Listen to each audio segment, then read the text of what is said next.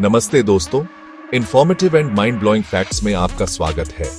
विज्ञान ने हमें चांद पर पहुंचाया, बीमारियों से लड़ा और नई नई टेक्नोलॉजी दी। लेकिन अगर यही विज्ञान गलत हाथों में पड़ जाए तो डर लग रहा है ना। आज हम आपको दुनिया के 10 ऐसे ही खतरनाक वैज्ञानिक प्रयोगों के बारे में बताएंगे जो आपको सोचने पर मजबूर कर देंगे। ये वो प्रयोग थे जिनसे लाखों लोगों की जानें गई, पर्यावरण को नुकसान पहुंचा, और कुछ तो ऐसे थे जिनके नतीजे आज तक हमें डरा रहे हैं। तो तैयार हो जाइए दोस्तों, क्योंकि आज हम खोलने जा रहे हैं इतिहास के काले पन्ने, जहां विज्ञान बना विनाश का कारण। दिल थाम के बैठना, क्योंकि जो सामने आने वाला है वो आपके रोंगटे खड़े कर देगा।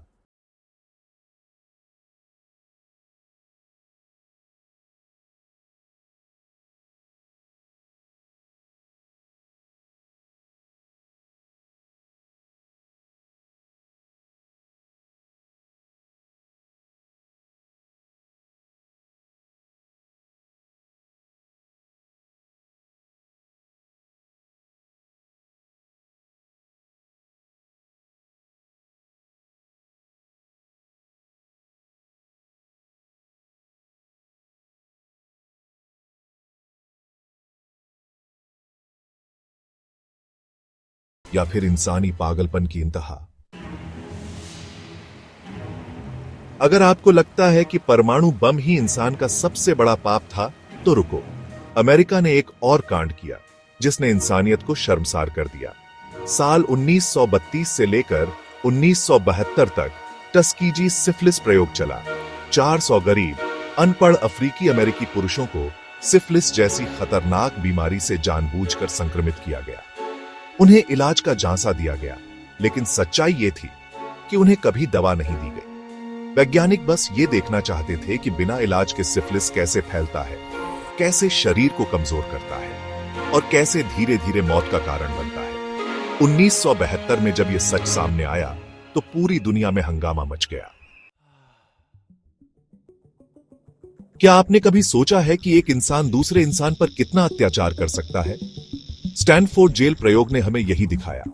1971 में स्टैनफोर्ड यूनिवर्सिटी में एक प्रयोग किया गया। कुछ छात्रों को कैदी बनाया गया और कुछ को गार्ड। एक नकली जेल बनाई गई जहां कैदियों को रखा गया। गार्ड्स को पूरी छूट थी कि वो जेल को कैसे भी चलाएं। शुरुआत में तो सब मजाक समझ रहे थे, लेकिन धीरे धीरे माहौल बदलने लगा। गार्ड सत्ता के नशे में चूर होते गए। सिर्फ 6 दिन में ही हालात इतने बदतर हो गए कि प्रयोग को बीच में ही बंद करना पड़ा। स्टैनफोर्ड जेल प्रयोग ने दिखाया कि सत्ता इंसान को कैसे बदल सकती है, कैसे एक सामान्य इंसान भी हालातों के हिसाब से क्रूर और निर्दयी बन सकता है। दूसरा विश्व युद्ध अपने आप में एक भयानक त्रासदी था, लेकिन इस युद्ध के दौरान जापान ने जो किया वो सुनकर आपकी रूह कांप जाएगी। यूनिट 731 जापानी सेना की एक गुप्त इकाई थी जो जैविक और रासायनिक हथियारों का विकास कर रही थी। इस यूनिट ने हजारों बेगुनाह लोगों को अपने प्रयोगों का शिकार बनाया। चीनी नागरिक, युद्धबंदी, यहां तक कि बच्चे और महिलाएं भी इनकी क्रूरता से नहीं बच पाए। उन पर प्लेग, हैजा, एंथ्रेक्स जैसी घातक बीमारियों के कीटाणु छोड़े जाते थे। क्या कोई आपके दिमाग को कंट्रोल कर सकता है? आपकी मर्जी के बगैर आपसे कुछ भी करवा सकता है? ये कोई फिल्म की कहानी नहीं, बल्कि अमेरिका के एक गुप्त प्रोजेक्ट MK अल्ट्रा की सच्चाई है। 1950 से 1960 तक CIA ने लोगों के दिमाग को कंट्रोल करने के लिए कई खतरनाक प्रयोग किए। लोगों को बिना बताए LSD जैसी ड्रग्स दी जाती थीं, उन्हें बिजली के झटके दिए जाते थे, हाइपोथेरेपी की जाती थी। इन प्रयोगों का नतीजा भयानक निकला। कई लोगों की मानसिक स्थिति खराब हो गई, उन्हें याददाश्त चली गई, कुछ तो पागल भी हो गए। पहला विश्व युद्ध अपने आप में एक भयावह युद्ध था। नई नई तकनीकें युद्ध में इस्तेमाल हो रही थीं, लेकिन जिस हथियार ने सबसे ज्यादा तबाही मचाई वो था फास्जीन गैस। ये एक रासायनिक हथियार था जिसे जर्मनी ने पहली बार इस्तेमाल किया था। फास्जीन गैस फेफड़ों पर हमला करती थी। जो भी इसके संपर्क में आता उसे सांस लेने में तकलीफ होती, खून की उल्टी होती और फिर धीरे धीरे दर्दनाक मौत हो जाती। लाखों सैनिक इस गैस का शिकार बने। स्टारफिश प्राइम अंतरिक्ष में परमाणु जंग का खौफ। अंतरिक्ष जिसे हम हमेशा शांति और खूबसूरती से जोड़ते हैं, क्या आप मानेंगे कि इंसान ने वहां भी अपना कहर बरपाया है?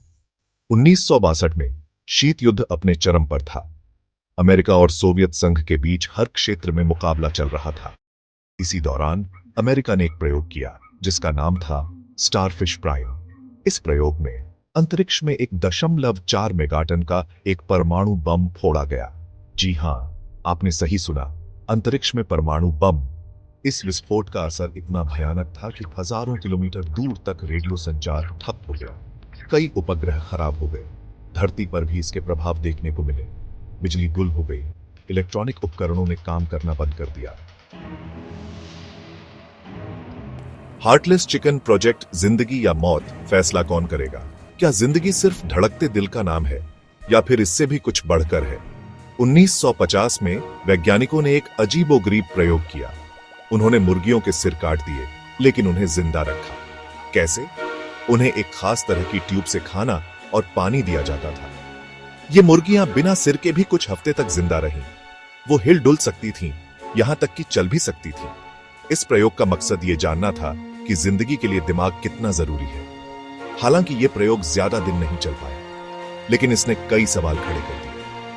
क्या इंसान को प्रकृति के नियमों से छेड़छाड़ करने का हक है? क्या वो जिंदगी और मौत का फैसला ले सकता है? ग्वाटेमाला सिफिलिस प्रयोग, जब इंसान बना खुद ही शैतान। टस्कीजी सिफिलिस प्रयोग के बाद आपको लग रहा होगा कि इससे बुरा और क्या हो सकता है, लेकिन सच तो यह है कि इंसानी क्रूरता की कोई सीमा नहीं होती। 1940 के दशक में अमेरिका ने ग्वाटेमाला में एक और भयानक प्रयोग किया। इस प्रयोग में करीब 1500 लोगों को जानबूझकर सिफिलिस से संक्रमित किया गया। इनमें से ज्यादातर लोग गरीब, काले थे, जिनके पास इलाज के लिए पैसे नहीं थे। उन्हें यह भी नहीं बताया गया कि उनके साथ क्या किया जा रहा है। सैकड़ों लोग इस बीमारी से मर गए। जो बचे वो जिंदगी भर इसके दर्द से जूझते रहे। ग्वाटेमाला सिफिलिस प्रयोग एक शर्मनाक सच है। यह इस बात का सबूत है कि इंसान कैसे किसी की जिंदगी को खिलवाड़ बना सकता है। लार्ज हैड्रॉन कोलाइडर, क्या विज्ञान दुनिया को खत्म कर देगा?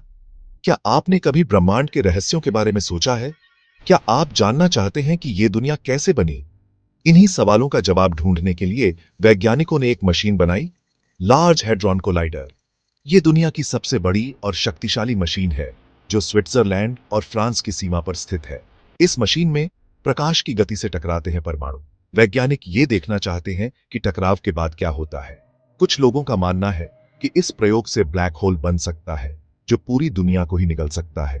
हालांकि वैज्ञानिकों का कहना है कि ऐसा होने की संभावना नहीं है, लेकिन फिर भी लार्ज हैड्रॉन कोलाइडर एक रहस्य बना हुआ है।